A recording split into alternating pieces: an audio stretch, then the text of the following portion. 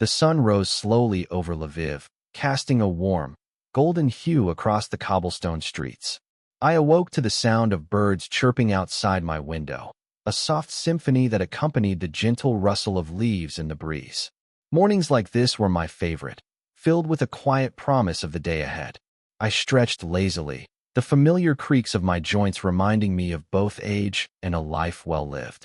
The kitchen smelled of freshly brewed coffee, its rich aroma wafting in from the tiny cafe across the street.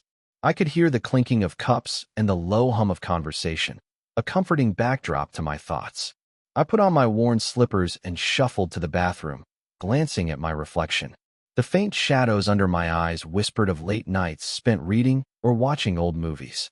I didn't mind. Those moments were my escape, my way of finding solace in a world that often felt too loud. After a quick shower, I dressed in my usual attire, comfortable jeans and a soft sweater that had seen better days. I glanced at the clock and felt a twinge of anxiety. I was running late to meet my brother, Oleg. He was always punctual, a trait I admired but seldom emulated. As I hurried down the narrow staircase of our apartment building, I caught a glimpse of Mrs. Ivanova, my elderly neighbor, watering her potted flowers on the landing. "Good morning, Anna," she called out, her voice warm despite the creakiness of her frame. "Morning, Mrs. Ivanova. Your flowers look beautiful as always," I replied, stopping for a brief chat. It was moments like these that anchored my day, the mundane exchanges that stitched together the fabric of our small community. "Thank you, dear. Just trying to keep a little color in our lives," she said, glancing briefly at the faded war posters that adorned the walls of our building. They had been there for years, reminders of history, of resilience. But I sensed their weight growing heavier in recent weeks. I stepped outside, the air crisp against my skin.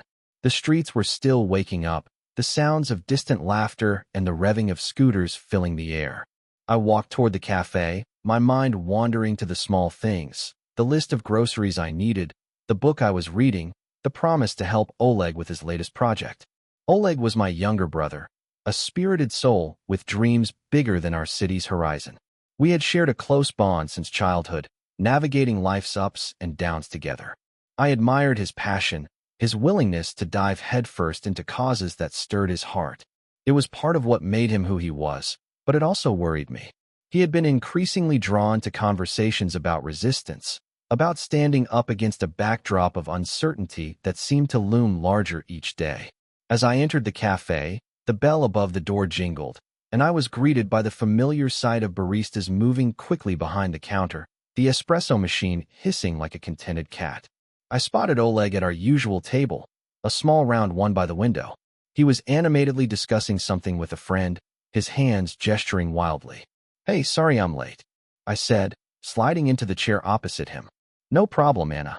You won't believe what I heard this morning," he exclaimed, his eyes sparkling with excitement. I leaned in, sensing the thrill in his voice. "What is it?" He lowered his voice, glancing around as if sharing a secret. "There's talk of a meeting tonight. Some people from the resistance are gathering to discuss plans." My heart raced, but I tried to keep my expression neutral. "The resistance? Oleg, you promised me you wouldn't get involved in anything dangerous." He waved his hand dismissively. "It's not dangerous, Anna. It's just people coming together, discussing ideas. We need to be prepared. Things are changing." I glanced out the window, watching as a group of children played in the square, their laughter floating in the air like music, a stark contrast to the serious conversations that seemed to be brewing around us. "Sometimes I wish things could just stay the same," I murmured, half to myself. Oleg leaned back, crossing his arms. "But what if they don't? We can't just ignore what's happening. You hear the whispers, don't you? The rumors?" I nodded, feeling the weight of those whispers, the murmurs from the radio that played softly in the background of our lives, the hushed conversations in the market, the concerned looks exchanged between neighbors. The world felt like it was shifting beneath our feet, and I was terrified of where it might lead. "Just promise me you'll be careful," I said, trying to keep my voice steady. "Of course. I'm just gathering information," he replied, his tone light, but I could see the determination in his eyes.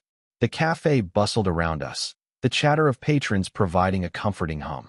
I sipped my coffee, the warmth spreading through me, as Oleg continued to share his thoughts. I listened, but part of me remained on edge, aware that our lives were tinged with an undercurrent I couldn't fully grasp. After some time, we finished our drinks and stepped outside, the sun now higher in the sky. Oleg suggested we take a walk through the park, a place that had always been our refuge. As we strolled, I admired the cherry blossoms that adorned the trees, their petals dancing in the wind. "Look at that," Oleg said, pointing to a group of activists setting up a small gathering nearby. They held signs, their voices rising in a chorus of hope and defiance. "This is what I'm talking about, Anna. People are waking up." I watched them with a mixture of admiration and apprehension. I wanted to believe in their passion, in their dreams of change, but a part of me clung to the comfort of routine.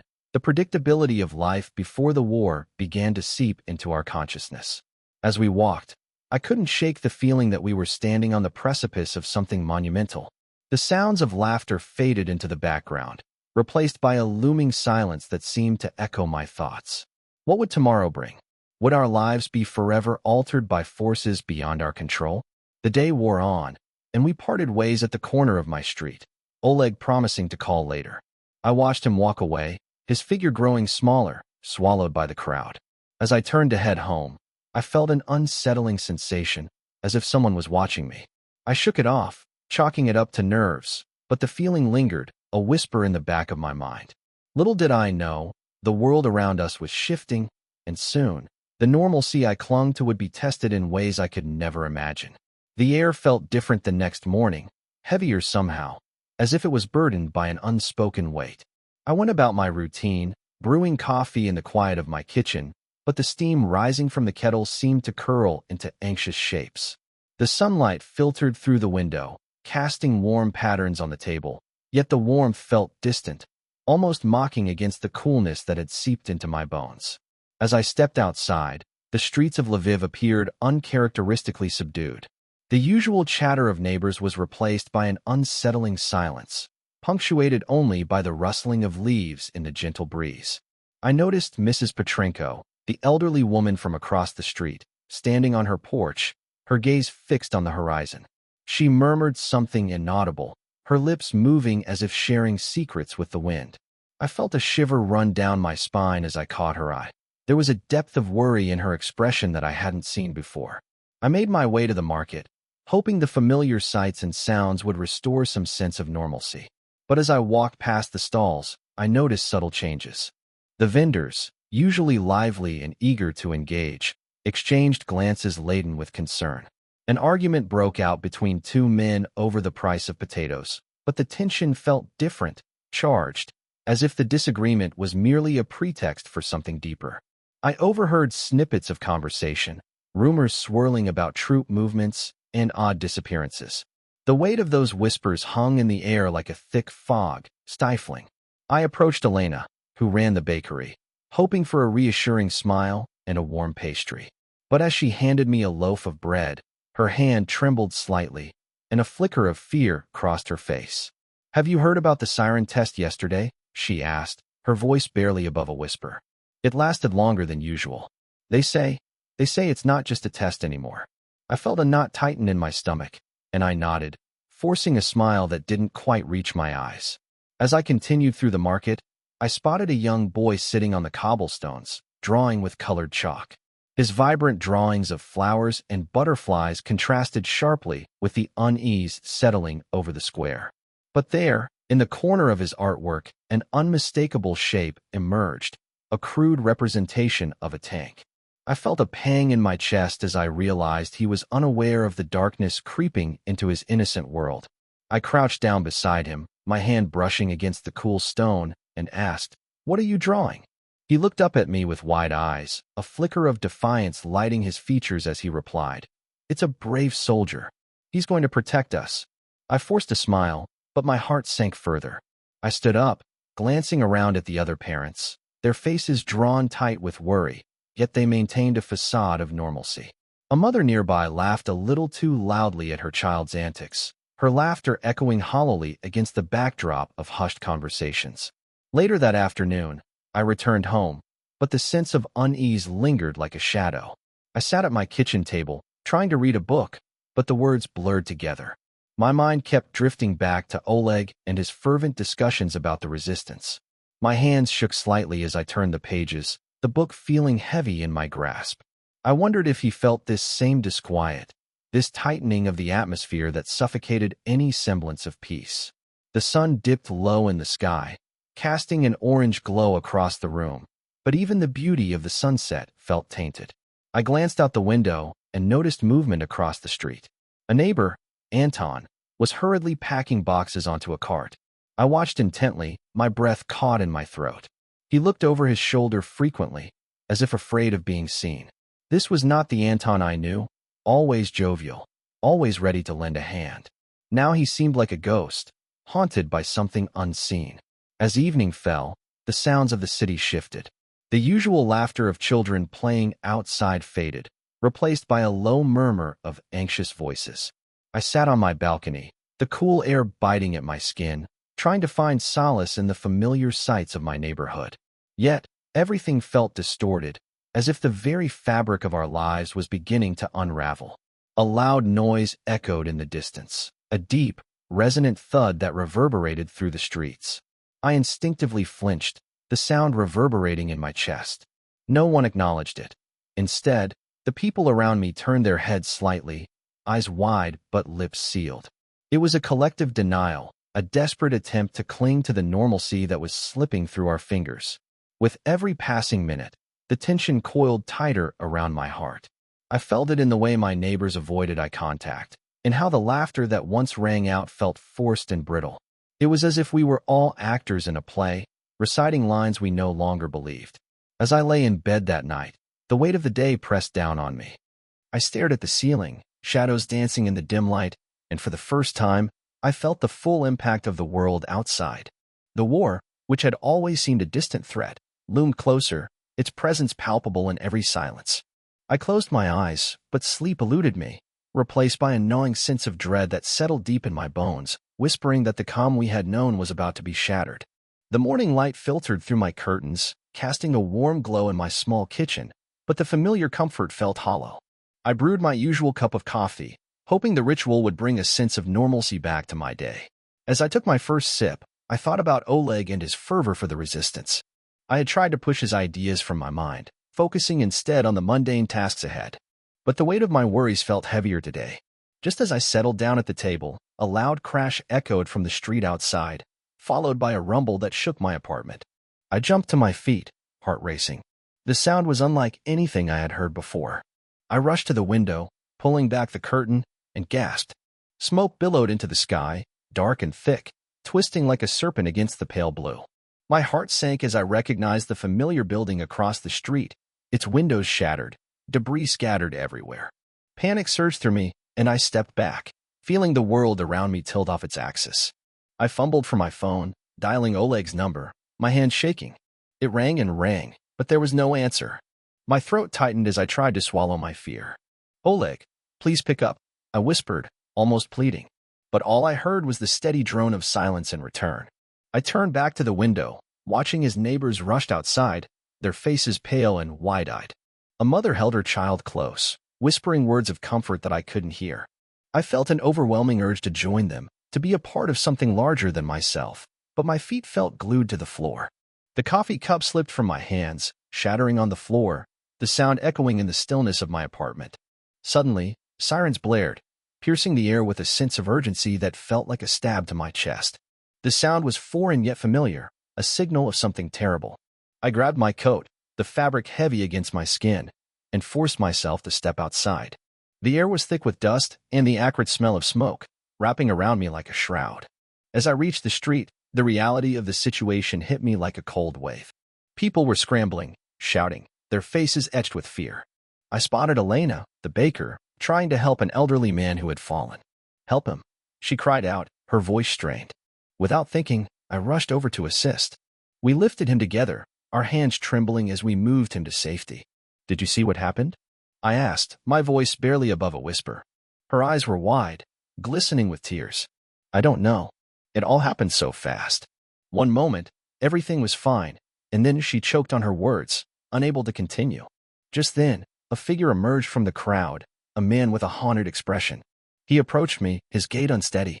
My stomach twisted as he locked eyes with me. "Anna," he gasped, breathless. "It's Oleg. He was at the meeting. They found him." My heart plummeted.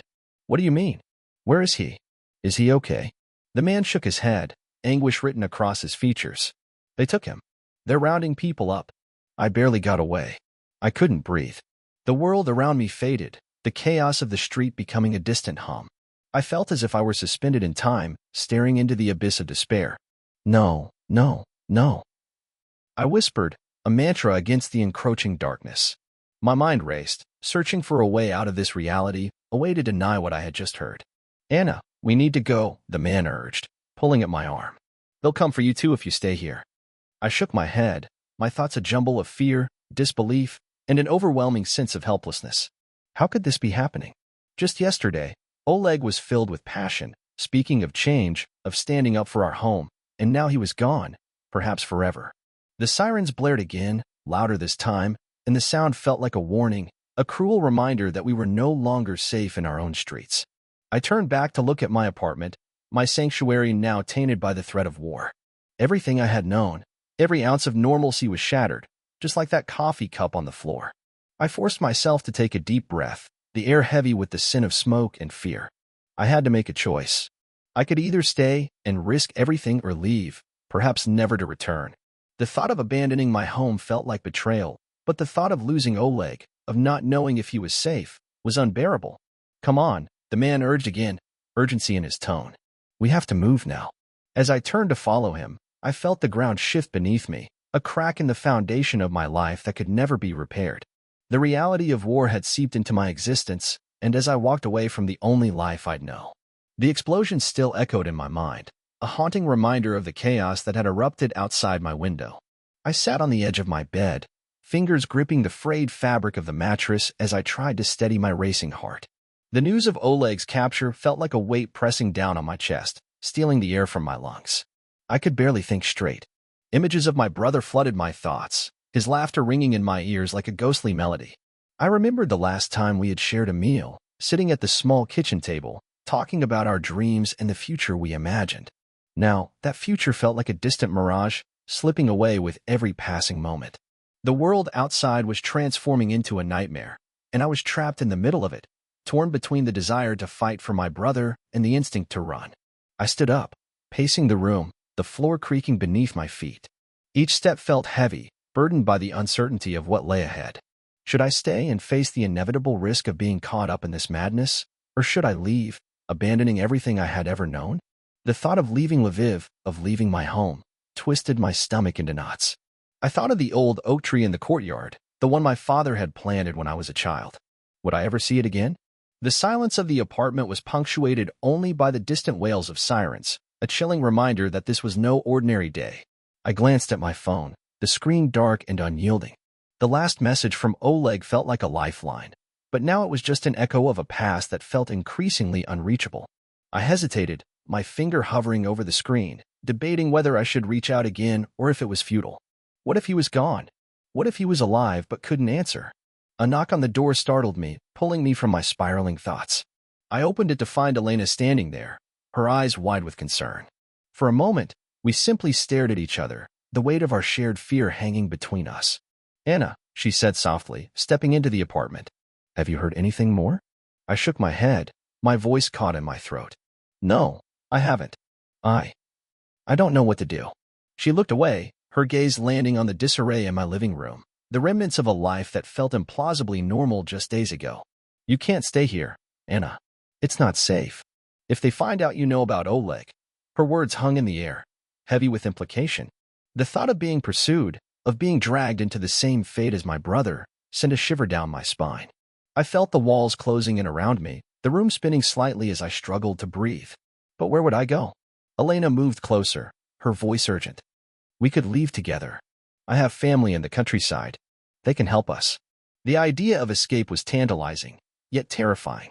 I thought of Oleg, of the sacrifices he had made for others, and the thought of abandoning him now felt like a betrayal. What if he needs me?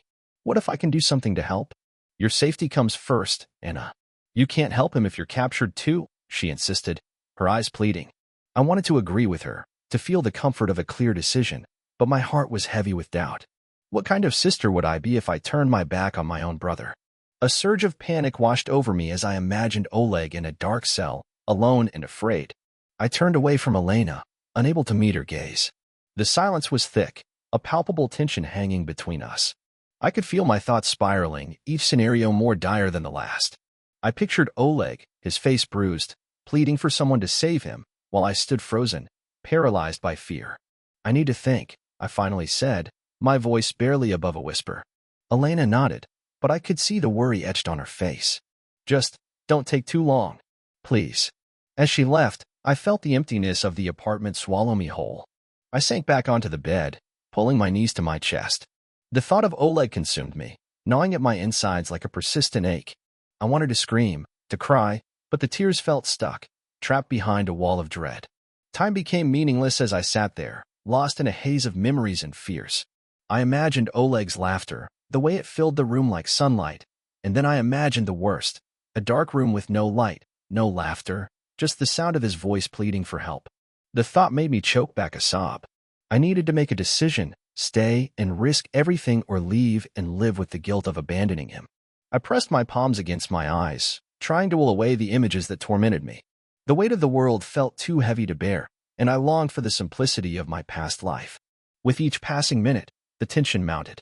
I could feel the panic creeping back, a familiar companion in this new reality. I glanced at the window, the smoke still lingering in the air outside, and I knew that no matter what choice I made, there would be no turning back. The night stretched on, each hour dragging like an eternity. I lay in bed, staring at the cracked ceiling, 1,000 thoughts racing through my mind, none of them offering solace. The shadows danced on the walls, whispering doubts and fears, and I felt utterly alone in a world that had turned upside down. I couldn't keep waiting. I had to decide. But how could I choose between my safety and my brother's life? The stakes were higher than I had ever imagined, and the emotional toll of the war pressed down on me like a heavy cloak, suffocating and inescapable. The world around me felt like it was collapsing, each tremor of distant explosions echoing the turmoil in my heart. I sat on the edge of my bed, hands trembling, the shadows in the room stretching as the sun dipped low, casting a dim light that barely illuminated the chaos in my mind. Oleg was out there, somewhere, and I was here, paralyzed by fear and guilt. The thought of him being captured gnawed at me, a relentless ache that I couldn't shake off. Elena's words echoed in my ears, her face etched with concern. "You need to leave, Anna. It's not safe." But how could I? How could I abandon my brother, knowing he was risking everything for our freedom? The weight of my indecision pressed down on my shoulders, heavier than the burden of the world outside. I glanced at the phone resting on the nightstand, its screen dark and silent, a stark reminder of my inability to reach Oleg. The waiting was unbearable. I could almost feel the air thickening with tension, the walls of my apartment closing in around me. The flickering fluorescent light overhead seemed to reflect my spiraling thoughts. In that moment, an impulsive decision surged within me, one that felt both reckless and necessary. I stood up abruptly, my chair scraping against the floor, and grabbed my jacket. The fabric felt foreign against my skin, a protective shell that I hoped would shield me from the harsh reality outside. I opened the door and stepped into the dimly lit hallway, the musty scent of old wood and lingering smoke filling my nostrils. With each step toward the staircase, I could hear my heart pounding, a relentless drumbeat urging me forward. As I descended the stairs, my mind raced with possibilities. I needed to find Oleg. I needed to know he was safe. I couldn't allow the fear of what lay ahead to paralyze me any longer. I pushed open the building's heavy door, the cool evening air hitting my face like a splash of icy water, invigorating yet terrifying. The streets of Lviv were eerily quiet, the usual sounds of life muted under the weight of the ongoing conflict. I felt a chill run down my spine as I stepped out into the open, my senses heightened. The distant sounds of sirens and the occasional rumble of military vehicles reminded me of the danger lurking around every corner. I hurried through the empty streets, my breath quickening as I glanced over my shoulder, half expecting someone to be following me. My mind raced with thoughts of Oleg, the sacrifices he was making, the risks he faced. The closer I got to the Resistance's meeting point, the more determined I became. The old warehouse stood at the end of a narrow alley, its once vibrant walls now cloaked in grime and despair. I approached cautiously, my heart racing with a mix of fear and hope. As I reached the entrance, I hesitated, the weight of my decision pressing heavily on my chest. What if I was too late? What if I walked into a trap? Taking a deep breath, I pushed the door open. Inside, the air was thick with tension. Men and women huddled in groups, their faces lined with worry and determination. I scanned the room, searching for any sign of my brother. My heart sank when I didn't see him, the absence of his familiar presence intensifying the fear clawing at my insides. "Anna!" A voice broke through the murmur of conversations. It was Ivan, one of Oleg's closest friends. He rushed toward me, his expression a mixture of relief and concern. "What are you doing here? It's too dangerous." "I need to find Oleg," I replied, desperation lacing my voice. "I can't leave him. I can't." Ivan's face darkened, and he shook his head. "He was taken last night. We're planning a rescue, but it's risky. You should go home." "No," I shouted, the word bursting from me before I could contain it. The room fell silent, all eyes on me. "I can't just wait and do nothing. I want to help. I have to help." The intensity of my plea hung in the air, my heart racing as I felt the weight of their scrutiny. I realized then that the choice I had made was not just about finding Oleg, but about embracing the fight for our future, for our freedom. I could no longer stand by idly while he risked everything. Ivan studied me, his gaze softening. "You don't know what you're asking for. This isn't a game, Anna. Lives are on the line." "I know," I whispered, my voice breaking. "But I can't abandon him. Not now. Not ever." In that moment, I felt a surge of clarity. I was no longer just Oleg's sister. I was part of something greater, a fight for our lives and our dignity. I would do whatever it took to bring him home. Ivan nodded reluctantly, his expression shifting as he recognized my resolve. "All right, but you need to stay close. This is going to be dangerous." As we moved deeper into the warehouse, the atmosphere shifted, a palpable energy igniting the air. I felt the weight of my choice settle in my bones, the realization that I was stepping into the unknown. I was scared, but I was also alive, filled with a purpose I hadn't felt before. The plan unfolded quickly, voices blending into a cacophony of strategy and hope. I listened intently, my heart pounding as the reality of our mission sank in. I was no longer a passive observer. I was a participant in our fight. As we prepared to leave, I caught a glimpse of the faces around me, each one a reflection of what we were fighting for. I took a deep breath, feeling the weight of my decision press against my chest, a reminder of what I stood to lose. Yet, in that moment, I felt a flicker of hope amidst the uncertainty. Weeks passed since that fateful night when I stood in the warehouse, adrenaline coursing through my veins as Ivan and I plotted our next move. The streets of Lviv felt different now, the shadows longer and the silence heavier. Each step I took was laden with the weight of choices made and the uncertainty of what lay ahead.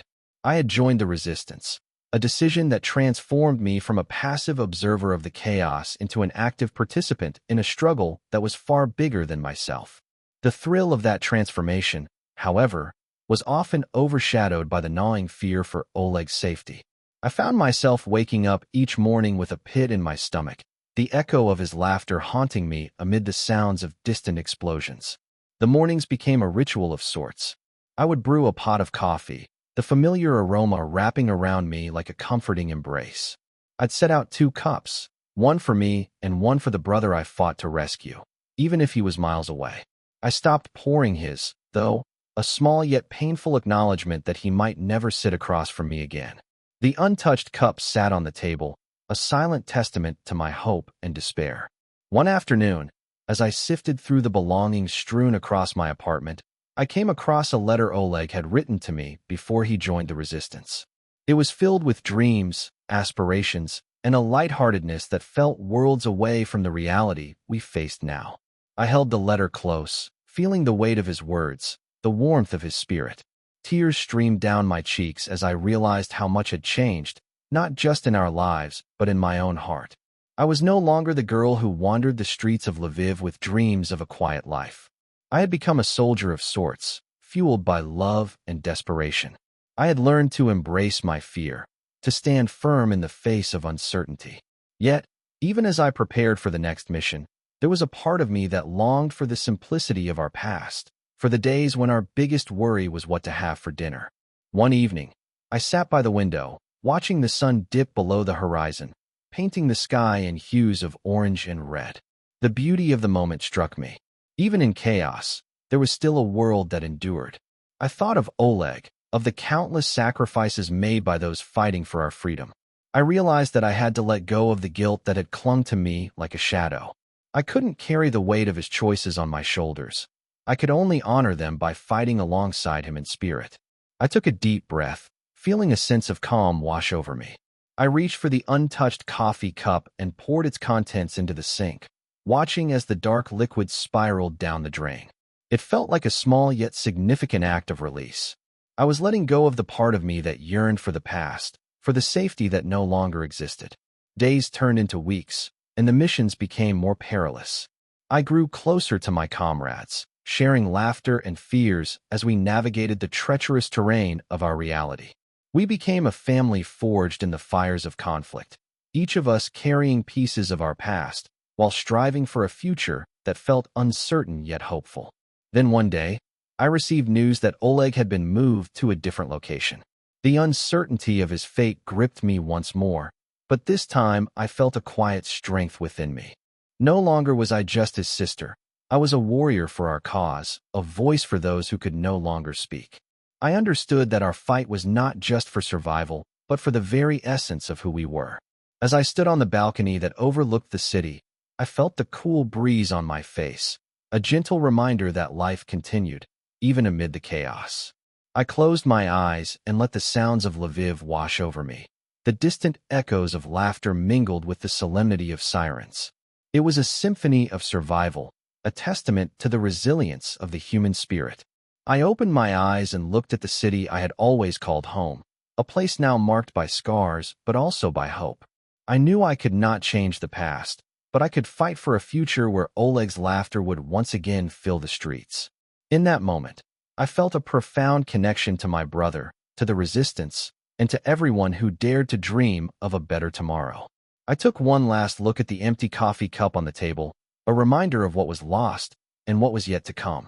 I walked away, leaving it behind, a symbol of my transformation, a quiet acceptance of the present, a fierce hope for the future. If this story touched you in any way, consider subscribing. Stories like this need to be told and heard.